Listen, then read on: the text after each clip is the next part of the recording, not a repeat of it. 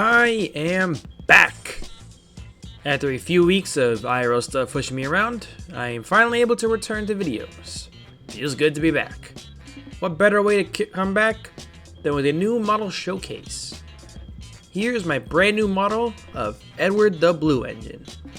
As I said before, that will be slowing down on buying new model trains due to lack of space and hope saving up money for future endeavors. But I just could not help myself when I saw this beautiful model go on sale at Rise of Sheffield. And my Edward is now a T3. Previously, I established that Edward was a K2 like in the Railway series, and my old model reflected this. However, that model was showing its faults as time went on, and also had a lot of problems. Notably, a fall it took a couple years back, causing it to no longer run properly. And also other stuff like the bogey coming off, the shell not sitting properly, it was a whole mess. I just wanted to be done with this Edward model. His redo was inevitable. With him, I hope to restart from the ground up. Enter the LSWR T3. A few people have used this for their Edwards in the past, and the model was on sale at the time when I was looking for new candidates. And the T3 itself lined up nicely timeline wise, so I went with it. Here is how I made my new Edward the Blue Engine. The T3 was pretty straightforward, although this assembly was kinda hard. There are a few bits and pieces I had to remove which were not mentioned in the instructions. I had to watch a bunch of tutorial videos to discover this, so that was annoying to deal with. After removing a million tiny screws and little plastic details, I got to painting. I primed the body pieces with my gray acrylic, and then painted the wheels black with a paint pen. It's oil based and it works really well for wheels in my experience. I also painted the little groove in the side rods red.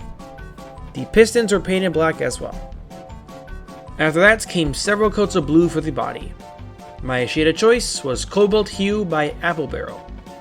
I've used this for all my engines wearing Northwestern Railway blue. I love this darker, little more purpley-ish shade for my models. It looks so sharp. By this point, I stopped working on Edward. It was during this time a lot of private IRL stuff was unfolding for me, and I took time away from the channel. I was also pretty burnt out and stressed out from everything too during this time. But after a while, I returned to the model. The lining was the next step, all done with toothpicks. This was followed up by a lot of cleanup work. This was pretty tedious. After all the lining, I sealed it all in with matte finish Mod Podge. I diluted my bottle with water to minimize the brush strokes. Still kinda noticeable, but you know what? I don't mind it actually. I like the hand-make sort of texturing it gives. To me, it's like a design unifier. Anyways, after the clear coat dried, I reassembled the body. This took a lot of patience considering the amount of tiny details I had to carefully put back into place. Like the handrails, and the reverser rod especially, that shit was a pain. By this point, the body was fully done. Now Edward's tender was next. For Edward, I focused strictly on the body first before doing anything else to avoid mixing up the screws with the tender. So once Edward's locomotive body was done, I shifted to his tender. I wanted my Edward to have a Fowler tender. My old model of him had one. And that was long dead by this point, and was basically a parts donor now. And so I checked the sizing, and lengthwise, it worked. It took a bit of carving inside for the shell for it to slide on properly, but Dremel was good use in this case. Worked really well. Bam! Now fits. After this, I removed the tender's old paint and repainted it. The T3's buffer beam was removed from the old tender and glued onto the new one, as the old 2P dollar tender did not have buffer beam. And the tender was, of course, painted the same blue to match Edward's body. The 2s and red lining were also painted by hand. Very tedious, but worth it in my opinion.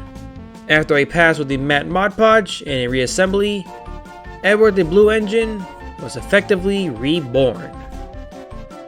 I am very happy with my new Edward. He looks so good now. Although he is technically incomplete. Can you guess what's missing on him? That's right, I am now adding faces to my Thomas models. Mostly just temp faces from toys or 3D prints. Thomas was the first to get a face, and I might swap it for a 3D print, but I'm not entirely sure yet. Right now, he will wear the 2025 diecast face. Edward will most likely be a 3D print, but for now, he will remain faceless. Thank you all very much for watching. and I will see you all next time.